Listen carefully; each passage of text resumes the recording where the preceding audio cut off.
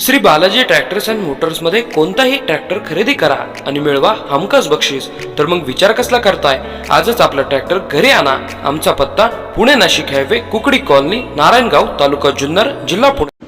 रंगसोबीच्या प्रांगणामध्ये आपण सगळे ग्रामपंचायतीवर सगळ्यांचं स्वागत करतो। या ठिकाणी रंगसोबी देवस्थान संस्थेचे अध्यक्ष माननीय प्रकाश जिवरा, रंगसोबी देवस्थान संस्थेचे अध्यक्ष मधुकर भाऊसाहेब, आपण आज आपल्या सगळ्यांचं ग्रामपंचायतीमध्ये हार्दिक स्वागत करतो। या ठिकाणी विशेष ग्रामसभा 16 तारखेला आपण बोलवली।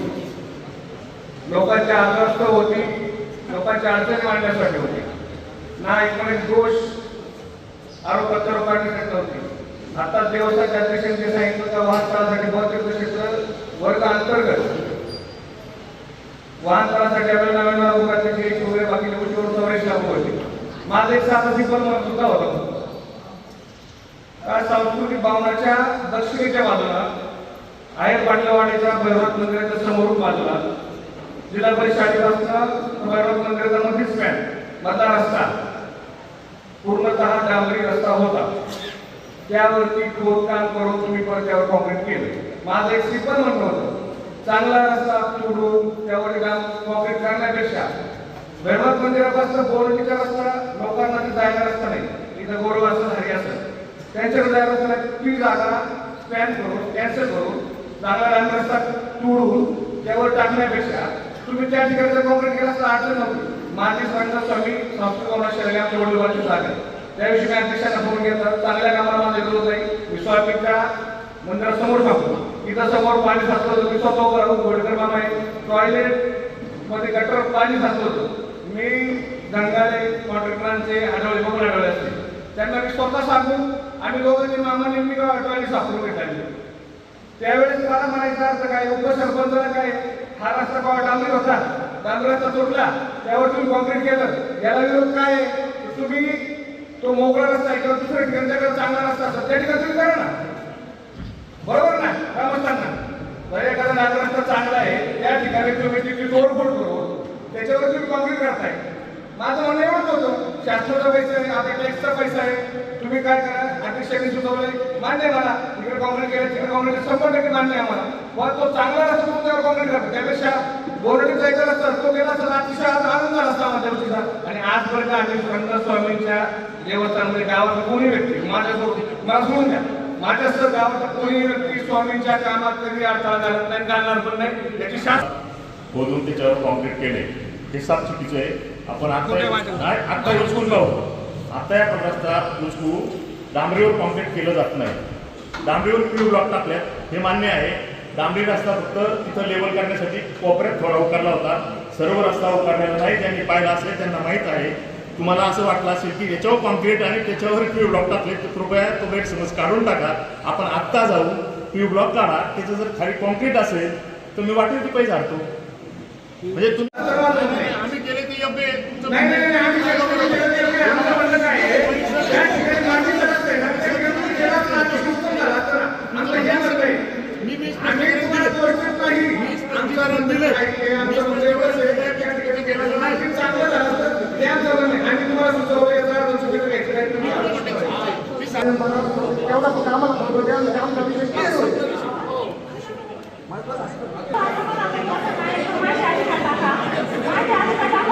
मागच्या मीटिंग मध्ये प्रश्न काय विचारला होता, आणि गावाला आलेला निधी किती आणि तो पुढे खर्च केला बरं का? आणि गावाला आलेला निधी किती, कोणत्या वर्षात किती आला त्याचा मला लेखी पाहिजे। आज मीटिंग घेण्यासाठी लेखी पाहिजे।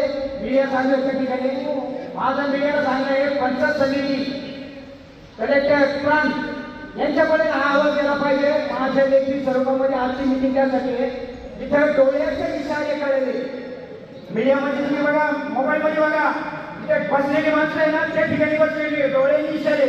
आज भाऊसाहेब नाही, आज रजेवर भाऊसाहेब आज रजेवरती तुमची प्रश्नाची उत्तर तुमची नुसती बकवास काही नाही, फक्त डोळ्याचे इशारे, डोळ्याचे इशारे। आज भाऊसाहेब नाही तर एकाने बोललं का भाऊसाहेबांनी असं बघायचं, तिसऱ्या माणसाच्या लगेच डोळ्याची नजर ठेवायची, कारण का तिसऱ्या माणसाची आहे ना मोबाईल मालिक उचलायचा, तुमचा छावा केला जाते।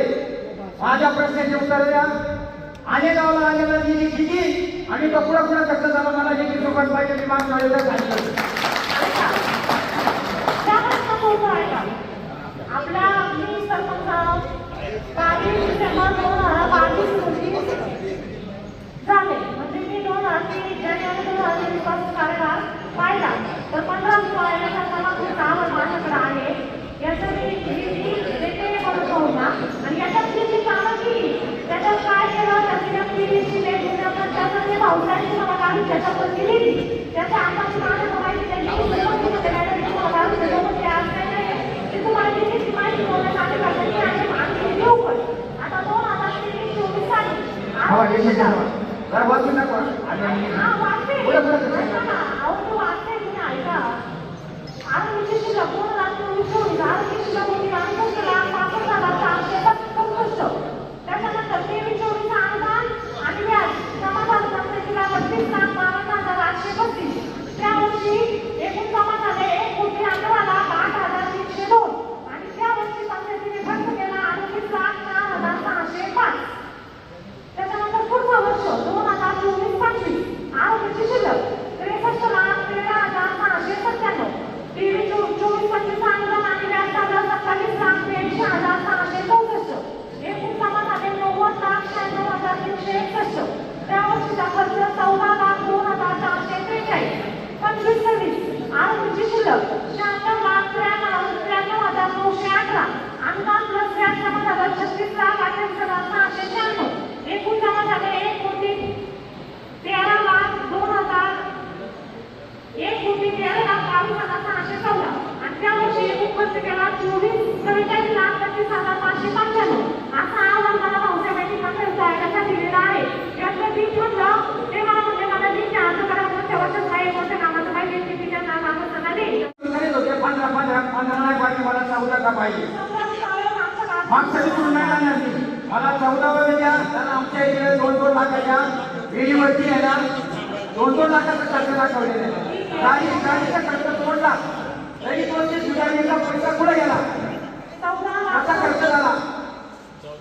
माफ केला झाला कर्मचार वर्षी अण्णाभाऊ सारख्या वर्षी आणि बौद्ध वर्षी या वर्षी शाळेत जो आलेला निधी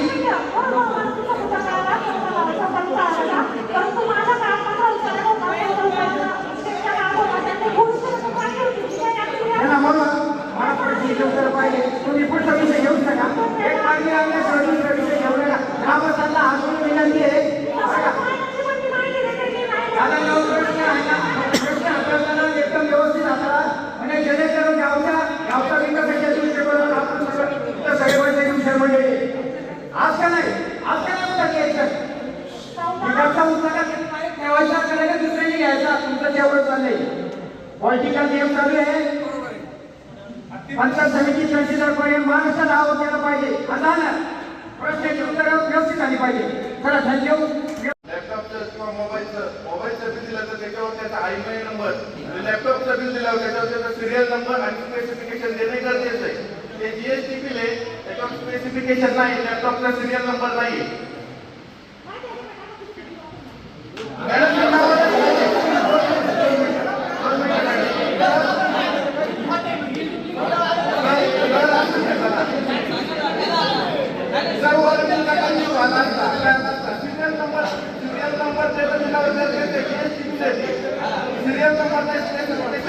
दिलेला लॅपटॉप आणि ते बिल एकाच लॅपटॉपचं आहे.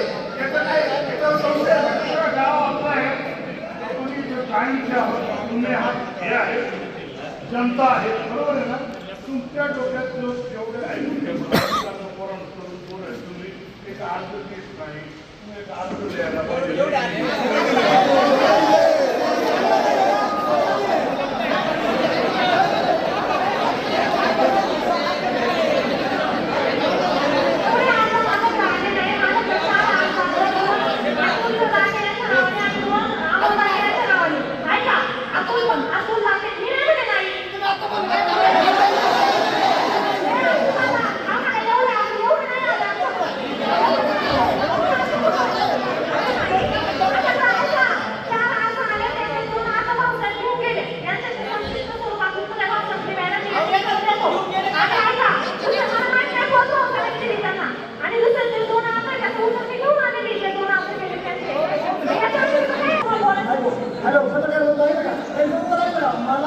मध्ये हे त्यांचं उत्तर आहे का?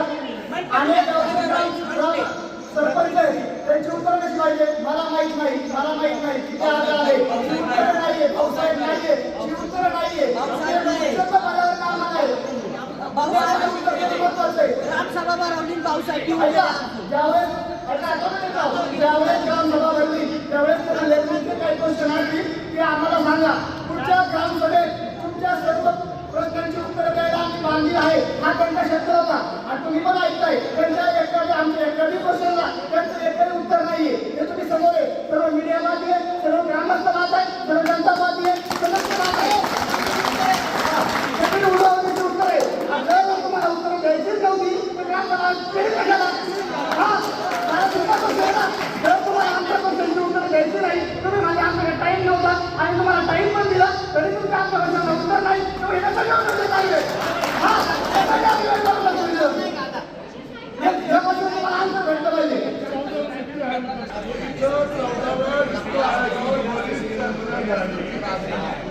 एवढाच मुद्दा मांडायचा होता मला की 14वा वित्त आयोग एका पाठोपाठ एकदा कोरोना आला, थोडासा गॅप पडला तर कोरोना आला, ते सर्व पैसे जसे होते अंदाजे 1 कोटीच्या पुढे होते. किती होते?